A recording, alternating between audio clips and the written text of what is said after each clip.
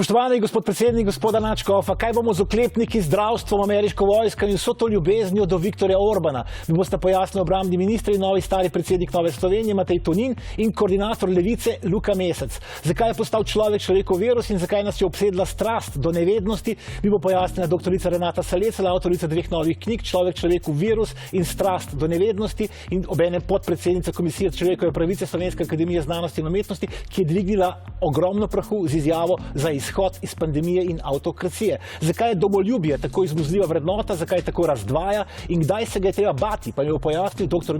Mitja Sardoč z Pedagoškega inštituta, sicer urednik zbornika Priročnik domoljubja. Toda najprej prvih 5. O nepremičninskem trgu v Sloveniji, esej. Potem bil neravno tega esej o čebelarstvu, pa o floristiki. Kaj to en zdravnik potrebuje? Žal je bila Evropska unija zasnovana tako, da te, kako bi rekel, involucije, tega nazadovanja, bi rekel, držav članic kot takih ni predvidela. In zato tudi nima učinkovitih mehanizmov, kaj storiti v takem primeru, ko nekatere države članice, bi rekel, eklatantno kršijo pravila igre. Zdaj ukrepali smo tako, kot nam je bilo svetovano. Za večino prebivalstva ključen prispevek k temu, da epidemijo umirimo, predstavlja ležanje na kavču in gledanje televizije. Kar se tiče medijev na Poljskem in na Madžarskem, mislim, da so bistveno bolj uravnoteženi, bistveno bolj profesionalni kot v Sloveniji. Nihče ni šel na volitve z obljubo, da bo Slovenijo umaknil iz jedrne Evropske unije. Nihče ni šel v Sloveniji na volitve z obljubo, da bo postavljal pod vprašaj vladavino prava. Je pa problem, da smo kronično skregani med sabo in da to povzročajo določeni politiki, ker jim to omogoča obstoj. In je to po moji oceni velika napaka, če je majhna nacija tako brutalno skregana, pravzaprav zaradi več ali manj bedarij. To seveda ne vodi v noben napredek, ampak tudi to se bo nehalo. Treba biti optimističen, tako kot za koronavirus. Kot se bo nehal koronavirus, se bo nehal tudi primitivizem v tej državi.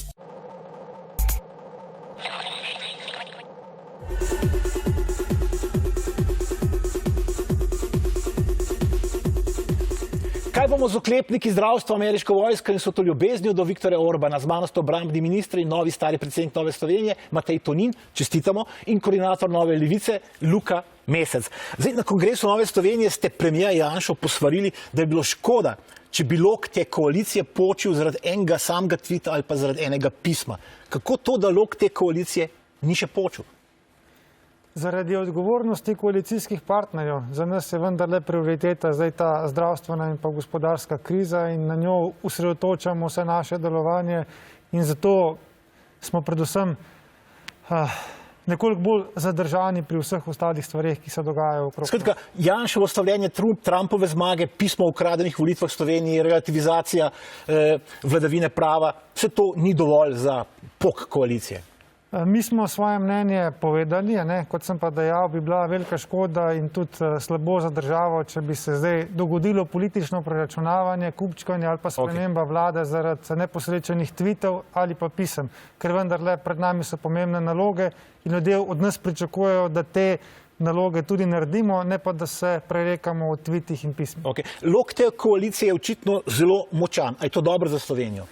Ne, to vsekakor ni dobro za Slovenijo, ne samo tviti, ampak celotno delovanje te vlade, predvsem pa njenega premijerja, škodi državi kot taki. Vidimo, da škodi ugledu države s temi izjavami, po drugi strani državo prodaja ali pa podreja Madžarski, po tretji strani pa znotraj države ruši inštitucije. Tako da ne razumem, zakaj lok še ni počel. Mislim pa, da so vsi razlogi, da se vsaj 7 poslancev, ki so v trenutni koaliciji, premisli in prestop k ustavnemu loku, da obranimo demokracijo in ustavno. Minister Tonin se je od Janševih tvitov, Janševega pisma distanciral. A je to dovolj ali ni dovolj? Ne, to nikakor ni dovolj, ker to v ničemer ne preprečuje, da se to ne bo pojavljalo še naprej. In kot vidimo, v bistvu premier, zdaj ko mu oblast uhaja iz rok, svoj primež v koaliciji z spremembo poslovnika vlade in tako naprej, da bo lahko neposredno posegal v delo ministrov, še zateguje. To je opozicijska interpretacija, ker mene zanima, kako bo gospod Mesec sodeloval v koaliciji z Damirjem Črnčecem, ki je pa pisal vse hujše tvite, kot jih pa piše Janez Janša. Tako da, dajte, koalicija je neka družina, na vse ne moreš vplivati, nad vsem ne moreš imeti nadzora. Tukaj smo različni koalicijski partnerji in normalno je, da smo različni. Glejte, minister, stalno poslušamo, ampak to je Janševo osebno mnenje. Ampak to je Janševo osebno mnenje. A lahko premier kot premier toliko privatizira? No, gospod Štefančič, kako pa je Slovenija glasovala v institucijah Evropske unije? To je uradno stališče Slovenije in Slovenija je v uradnih institucijah Evropske unije glasovala tako kot vse ostale države in ni bila v bloku Poljske in Madžarske. To je dejstvo. Je pa predsednik vlade tudi samo človek. Dejstvo pa je, da se njemu mnogo bolj gleda pod prste in da so tudi imajo njegove besede večji odmev kot kakšne druge. Gospod Mesec, je premier samo človek? Ne, mislim, premier je obraz neke države, neke skupnosti in to, kar on govori, piše in dela, govori v nas vseh. Hkrati pa to, kar on govori, piše in dela, vpliva na nas vse. In je konec koncev najbolj odgovoren za trenutno situacijo v državi in je najbolj odgovoren za to, da izgubljamo svoj obraz kot država. Tako da še enkrat ponavljam, jaz ne razumem, zakaj bi kdo v tej koaliciji še vztrajal. Minister Tonin, predsednik Pahor je Joe Bidenu, novemu ameriškemu predsedniku, čestital, premier Janša pa ne. Pa me zdaj zanima to. A vaša vlada, naša vlada, priznava novega ameriškega predsednika ali ne? Tudi sam sem čestital Joe Bidenu. Bil sem med prvimi slovenskimi politiki, ki je to storil. Zagotovo. Posamezni ministri smo to čestitko že prenesli. Vlada, slovenska vlada priznava novega ameriškega predsednika ali ne? Vsekakor. Gledajte, je pa mislim, da minister za zunanje zadeve to tehnično pojasnil, da se formalne čestitke po depešah pošiljajo, ko nekdo postane uradno predsednik. Drugače neformalno je pa jasno, da je to Biden kako vi to razumete? Slovenska vlada priznava Bidena ali ne? Ne, jaz razumem, da je v slovenski vladi povsem prevladal interes SDS in da je interes SDS in njenega predsednika v bistvu tudi povozil vsa načela slovenske zunanje politike. Po eni strani to bratanje z Orbanom in Kačinskim, po drugi strani to, da imamo v bistvu predsednika vlade, ki se mi zdi, da zadnji v Evropi še ni priznal zmage Joea Bidena. Kaj pa mislite o tem Janševem relativiziranju vladavine prava? A je to brez posledic za, recimo, Janševo videnje vladavine v Sloveniji? Ne, absolutno ni brez posledic in o tem se bo tudi treba počasi začeti pogovarjati, ker gledajte, mi smo trenutno v stanju, kjer nimamo več vladavine prava. Ne? Pri nas so vsak dan regulative drugačne, z vsakim protikoronskim paketom, zdaj se že 6. sprejema, se popolnoma spreminja, kaj kdo lahko dela, kaj kdo lahko dobi in tako naprej. Ustavne pravice so vse postavljene pod vprašaj in mislim, da smo prišli iz vladavine prava, kar pomeni, da morajo biti pravna načela preprosta, enostavna in trajna, v neko obdobje, kjer je samovolja oblasti že lahko popolna. In o tem se bo treba začeti pogovarjati. Mi smo tudi del te vlade. Za nas je vladavina prava ključna. Smo del politične družine, ki jo vodi vodi Donald Tusk, kjer smo jasno povedali, da zagovarjamo vladavino prava. Sedaj pa o tem, ali nekdo krši pravo ali ne, ne more odločati politična večina, ampak zgolj sodišča. In v tej smeri tudi zdaj se išče ta kompromis po julijskem dogovorju evropskih voditeljev. Okay, če smem samo eno stvar reči. Glejte, politična večina ta teden v državnem zboru odloča o tem, da bodo zaradi njene volje protestniki, tudi če bodo sem napisali, če bom, ne vem, kdorkoli napisal na Facebook, se vidimo v petek, lahko dobijo od 1500 do 15 000 evrov globe. A ni to odraz popolne popolne arbitrarnosti neke oblasti. Ali pa konec koncev, da se išče obvode za Jambrekovo univerzo, pa da je protikoronski ukrep zdaj očitno antiintelektualizem, ker bi radi razvrednotili gimnazije. To se dogaja takole čez noč. Ne? In se pač, Jaz razumem, to ni vladavina prava. Jaz razumem, da ima opozicija veliko časa, ampak dejansko nas čakajo realne naloge, s katerimi se moramo soočati. In po eni strani nas opozicija obtožuje, da so naši ukrepi za soočanje s COVID-om neučinkoviti. Gospod Tonin, to je v trenutnem protikoronskem paketu in to nima nobene veze s COVID-om, ne nobena od teh treh stvari, ki sem jih naštel. Jaz sem vas poslušal, če smem dokončati. Sem da vam povem, mislim. Hočem povedati to, da po eni strani nas napadate, da so naši ukrepi neučinkoviti in da je veliko smrtnih žrtev, potem, ko pa določene stvari zaostrimo, je pa spet problem. Skratka, trenutno imamo odgovornost za vodenje države in delamo v smeri, da rešimo čim več človeških življenj. Vas bom malo drugače vprašal, minister Tonin, a vi, Matej Tonin, pri delovanju te vlade, v kateri ste, vidite kakšne vzporednice z višegrajskim Orbanovim modelom vladanja? Ne, jaz jih ne vidim. Mi morate povedati, kje ne govori se o tem, recimo za te višegrajsko četverico se govori o tem, kako naj bi imela velik vpliv na medije. Jaz dvomim, da ima slovenska vlada kakršenkoli vpliv na medije. Poglejte recimo, kako se poroča na RTV-ju, na Pop TV-ju, na Planetu, na drugih komercialnih televizijah. Jaz dvomim, da ima vlada kakršnokoli cenzuro in pa vpliv na te medije. Poleg tega, poglejte, jaz sem član te vlade. V prejšnji vladi je gospod Črnčec silovito zlorabil represivne aparate države in še danes me preganjajo. Tako da, če bi to bilo vse to, kar se govori, potem bi zagotovo bilo precej drugače kot pa. Ampak jaz razumem opozicijsko logiko in zagotovo bojo nekoč v prihodnosti tudi imeli priložnost. V preteklosti so imeli veliko, 15-20 let in bojo lahko stvari drugače reševali. Ja, brez skrbi, gospod Tonin, v tem letu ste nabrali za to afer, da jih bomo reševali še celo desetletje. Zdaj, kar se vpliva na medije tiče, je pa tako. Ta vlada, njena glavna stranka je edina stranka v državi, ki ima svoje televizijsko omrežje, Novo 24. Ta vlada je poskušala večkrat že menjati vodstvo RTV, da bi pridobila vpliv.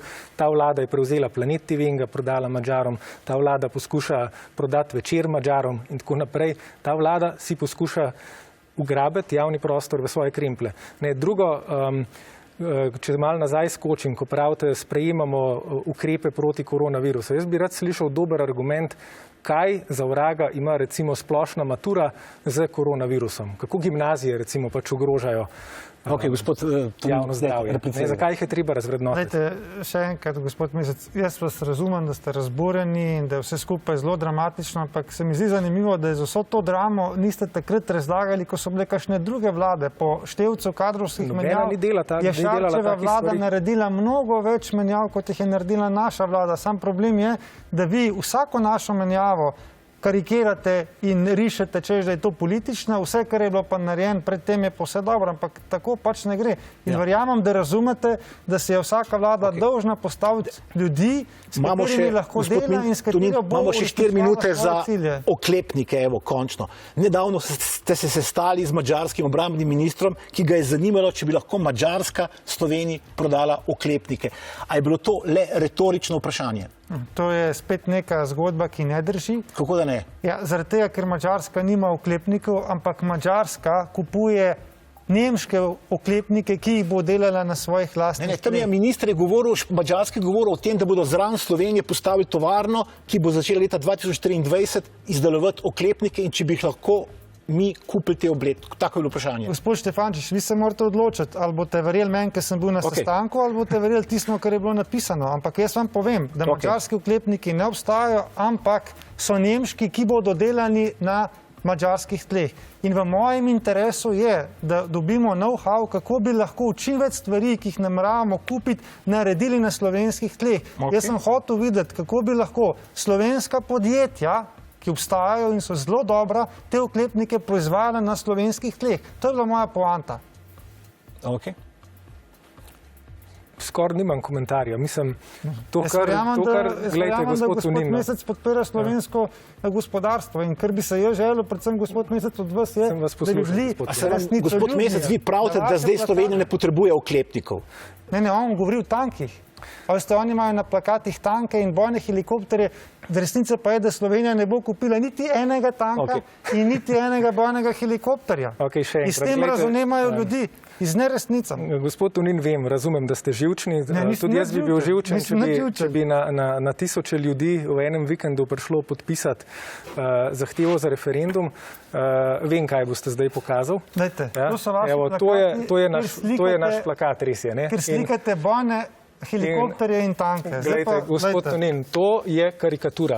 To je karikatura in vi polemizirate s karikaturo. Niti en tak tank ne bomo kupili. Gospod Tonin, niti en tak tank. Gospod Tonin, bomo pa kupili, poglejte, takle oklepnik, a veste, zakaj ga potrebujemo? Zaradi tega, ker naši vojaki delajo mir tudi v drugih državah in v tistih državah nekje streljajo še vedno na njih in zato, da preživijo, so potrebni. Gospod minister Tonin, počakajte, gospod Mesec zdaj pove, kaj je narobe s tem oklepnikom, zakaj ga ne rabimo? Bojnih helikopterjev ne bo, bojo pa taki transport. Zdaj, lepo prosim. Najprej, plakat, ki ste ga pokazali, je karikatura in vi polemizirate s karikaturo. Kar je precej patetično, ampak v redu.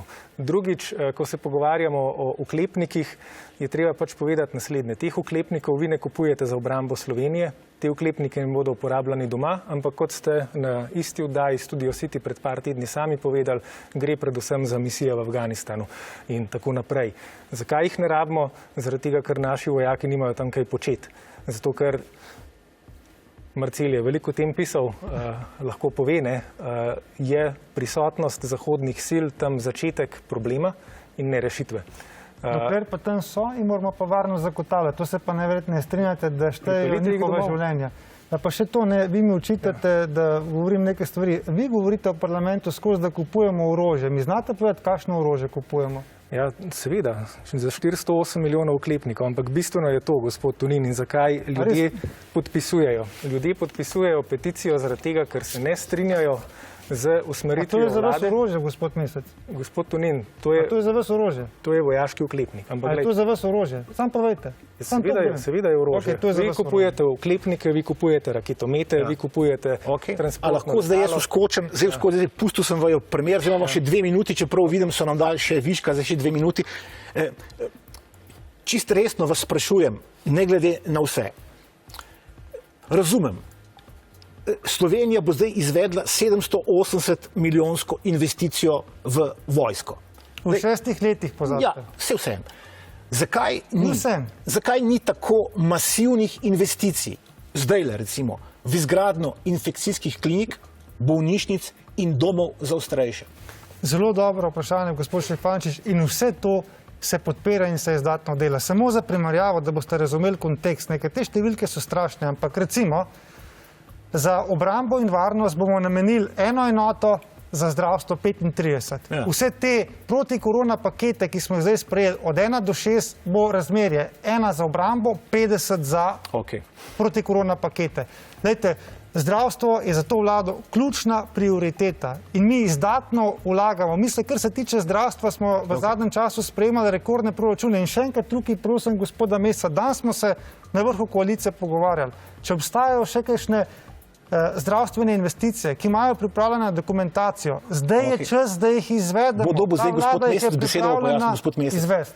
Ja, glejte, ne vem, odkje take številke, res je, za vojsko ta država na leto da 0,5 milijarde, za zdravstvo v zdravstveni blagajni zberemo približno 3 milijarde, pa pol je še dopolnilno zavarovanje zraven 0,5 milijarde.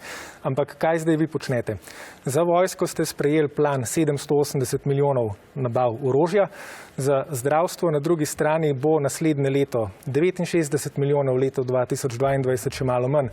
Za domove za starejše je vaš lasten minister rekel, da rabimo 300 milijonov na leto, v proračunu jih je 23. Skratka, zaradi teh 780 milijonov imamo manjke drugje. In naslednje leto, ko pridejo ven posledice, 10 sekund bo jasno, da je zdravstvo tisto, ki bi v resnici potrebovalo zakon o 780 milijonski investiciji v tem trenutku. Tu ni dileme zdravja ali varnost, ta vlada bo zagotovila absolutno vse. Ko je bil čas gospodarske rasti, ni bil primeren čas, zdaj v tem trenutku je za Slovenijo denar najcenejši. Super, najlepša hvala. Najlepša hvala. Mi pa se pogledamo, kaj sploh hoče Madžarska in Poljska.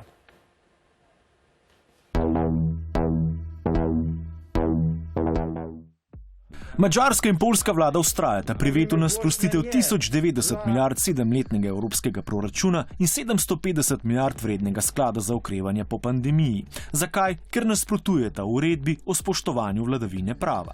Če Madžarska in Poljska veta ne umakneta in če druge članice Evropske unije ne bodo popustile s kakšnim zagotovilom, da proti njima ne bodo ravnali po uredbi o vladavini prava, se bo prihodnje leto sedemletni proračun začel izvajati po 12, sproščanje denarja za okrevanje po pandemiji, ki je napovedano spomladi, pa bodo morale članice reševati drugače.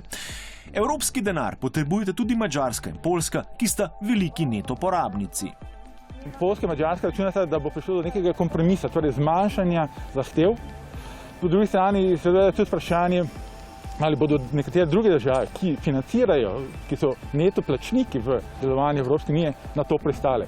Madžarska in Poljska že leta kršita 2. člen temeljne pogodbe Evropske unije, ki med drugim pravi, da Unija temelji na spoštovanju človekovega dostojanstva, svobode, demokracije, enakosti, pravne države in spoštovanju človekovih pravic. Proti njima so bili zaradi tega kršenja že sproženi postopki po 7. členu, ki predvideva kazni za članice kršiteljice, tudi odvzem glasovalnih pravic. Ker je pot zamudna, predvsem pa ne daje želenih učinkov, je Evropska komisija predlagala sprejetje uredbe, ki izplačevanje finančnih paketov Evropske unije pogojuje spoštovanjem vladavine prava. Za Madžarsko in Poljsko bi to lahko pomenilo, da bi zaradi kršitev nadzor nad sproščanjem evropskega denarja prevzela Evropska komisija. Ta uredba je bila predlagana že pred 2 letoma strani Evropske komisije, potem so se primeri preselili na sodišče v Luksemburg, ampak ker je ta proces vsakega posamečnega primera odpeljati na sodišče Evropske unije, dobiti ugotovitveno sodbo in tako naprej, preveč kompliciran, so potem začele države članice, predvsem zahodne, zahtevati, da se ta sredstva, ki jih plačujejo na vzhod, vežejo na vladavino prava. Kar hočemo s temi ukrepi sprejeti, je to, da bi se Madžarska in Poljska držali tistega, kar se itak so se že zavezali, da bi se boste držali. To, ko rečemo latinsko pacta sunt servanda, pogodbe je treba spoštovati. Ni vzdržno za delovanje nekega sistema, če se neke enote tega sistema ne držijo pravil. Poročila o kršitvah, ki prihajajo iz Madžarske in Poljske, so že leta alarmantna. Gre za sistematično razgradnjo neodvisnih medijev, sodstva, nevladnih organizacij, vrstijo se napadi na skupnost LGBT.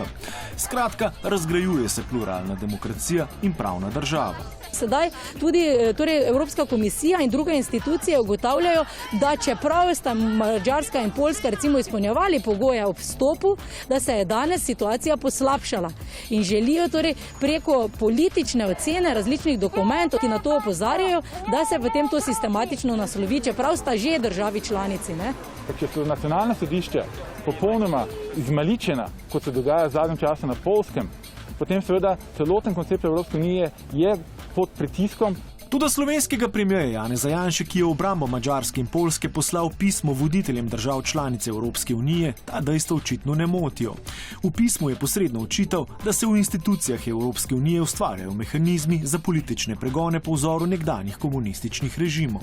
Trditve Janeza Janše so paradoksalne. Se pravi, on trdi, da je potrebno prevetriti slovensko sodstvo, katerega, poudarja, je bil žrtev tudi on sam.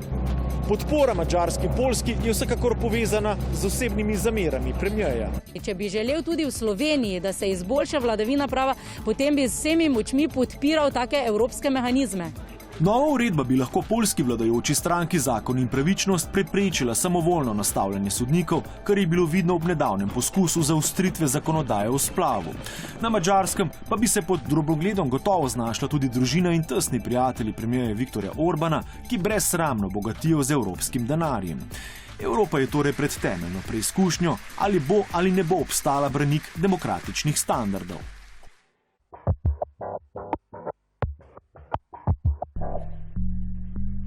Če je bilo še do nedavnega tako, da smo se na tej strani Atlantika domala v strahu zbujali, kaj je spet ušlo ameriškemu predsedniku Trumpu, imamo Ameriko zdaj kar lepo doma.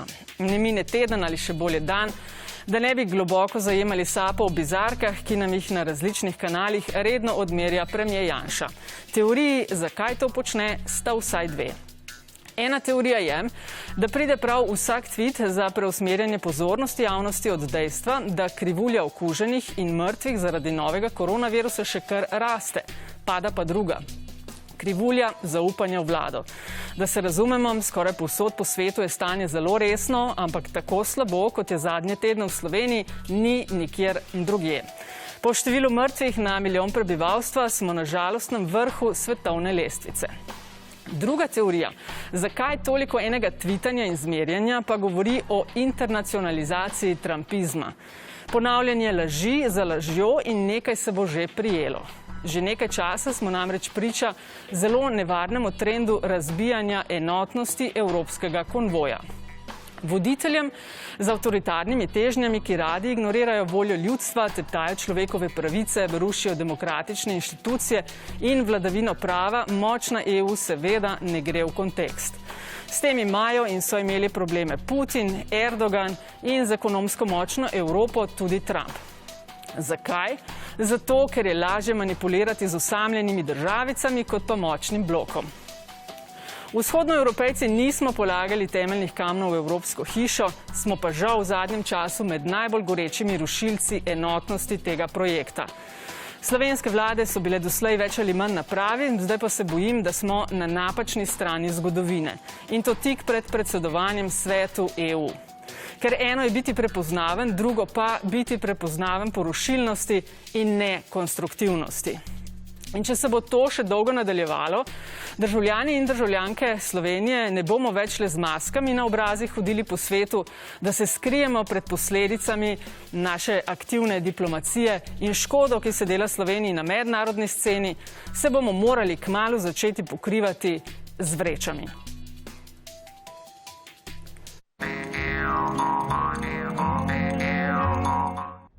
Trumpisti so predatorska vrsta iz Severne Amerike, ki je poselila območje med obema obalama Združenih držav. Hranijo se z lažnimi novicami, ki jih najdejo na družbenih omrežjih, med katerimi prevladuje Twitter. Pomembna značilnost te vrste je slepo sledenje vodji, alfa samcu. Ta svoj zarod neutrudno zalaga z obilico hrane, tako ostane tudi v odrasli dobi. In medtem, ko si alfa samec zagotavlja dolgo in plodno življenje, preživetje posameznih osebkov ni tako pomembno. Vrsta ne spada med ogrožene, nasprotno, zelo dobro se širi v druge predele zeleno-modrega planeta. V Evropi so njihovi bližnji, sicer manj številni sorodniki, orbanisti in janšisti. Največ jih živi na območju Panonske nižine in Južnih Alp. Tudi tu so njihova glavna hrana lažne vesti. Pravo poslastico predstavlja jed, ki jo priskrbi alfa samec z območja južnega dela Alp. Podmladek je zvest in ambiciozen. Včasih nekoliko preveč igriv in na trenutke tudi popadljiv, a ima znotraj višegrajskega prostora dobre pogoje za preživetje. Obe evropski podvrsti pa si delita še eno pomembno lastnost – mimikrijo. Alfa samec zmore v zgolj nekaj desetletjih zamenjati barve, od živo rdeče pa vse do bele.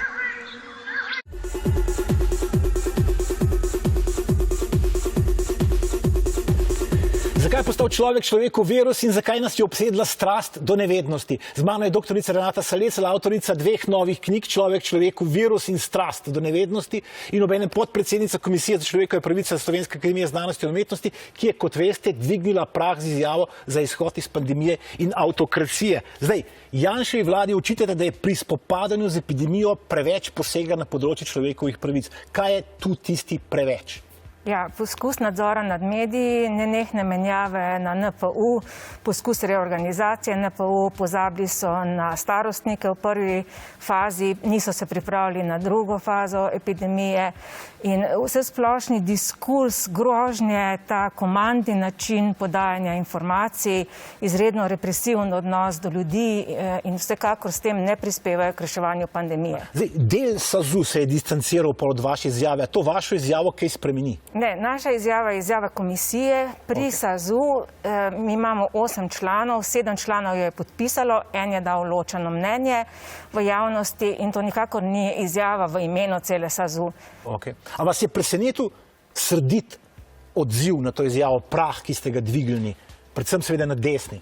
Ja, na nek način, ja, ampak to pomeni, da smo v neki zadeli, o čemer je treba debatirati. Slovenska družba je zelo polarizirana in seveda tle se je pokazalo, da... Se mi zdi, da se je med pandemijo Slovenija še bolj polarizirala. Nažalost se je res. Ja, ampak to je ena polarizacija, obstaja pa še druga. Namreč zdaj med korona krizo nas oblasti že ves čas prepričujejo, da smo vsi na istem čovnu. A smo res? Ne, tukaj so izjemne razlike, sploh ekonomske razlike med ljudmi, ki lahko delajo od doma in tisti, ki ne morejo. Revni veliko bolj obolevajo, recimo v Amerikah so ugotovili, da predvsem med črnim prebivalstvom, med ljudmi v revnih predeljih imajo veliko več covida in tudi tam je dostop do zdravstva težji. Ja, pa tudi pri nas nekateri so profitirali, Absolutno. blazno, drugi ne. Profitirali so mnogi pri nabavah te opreme, sploh v prvem valu. No, pa tudi bogati se lahko vedno izolirajo, dobro ne zatečejo se v svoje otoke, svoje varovane skupnosti, ne. Absolutno. In tukaj mislim, da te ekonomske razlike se dejansko še povečujejo, še posebej z ekonomsko krizo. Zdaj, pojavilo se je tudi vprašanje triaže, recimo, koga preklopiti na respirator, koga ne, koga rešiti, koga ne, kdo naj živi, kdo ne, čigavo življenje je več vredno, kar je pravzaprav zaskrbljujoče, ne? Ja, o tem jutri pripravljamo posvet, Inštitut za kriminologijo in Svet za razvoj pri SAZU. Prav ta vprašanja je treba nekako odpirati v družbi. Ne smemo prepuščati izključno medicinski stroki. Tle je treba najti nek konsens. Družba se mora v bistvu na nek način odločiti, katere parametre bo podpirala. Nekatere družbe grejo bolj v utilitaristično smer, druge grejo bolj v poudarjanje enakosti. Ja. Zdaj, kako si razlagate to, da so politike in funkcionarje tako pogosto dobili brez mask? Ja, tukaj gre pa za eno aroganco in mogoče tudi res neko nevednost, ker ljudje, ki pač si mogoče zase mislijo, da nekateri zakoni mogoče za njih ne veljajo. To je neka taka, bom tako rekla, specifična nevednost, ki mogoče se malce delaš. Ja, pa ko nas tudi prepričuje, da nam je virus napovedal vojno. Mar res? Ne, virus ne govori, ampak ta diskurs, da gre za vojno... Virus je tudi slep, neumen. Ja, tudi ne vemo, če živi, ne, ampak v bistvu ta diskurs je pa nevaren. To, da govorimo, da smo v vojni, v bistvu pripomoge temu, da se družbe zelo militarizirajo in da se v bistvu na nek način povečuje se v teh družbah represija in tudi pri nas. Pa pejva zdaj malo k tej naši novi strasti do nevednosti, ki jo opisujete v tej knjigi. Zakaj v času, ko bi morali vedeti, ko bi lahko vedeli, ker nam tehnologija, znanost omogočata, da bi vedeli, nočemo vedeti?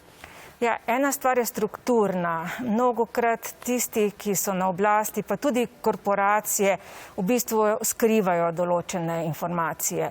Druga stvar je, da mnogo vednosti danes dobimo preko interneta, kjer pa algoritmi nam podajajo informacije spet na nek način, ki ni transparenten.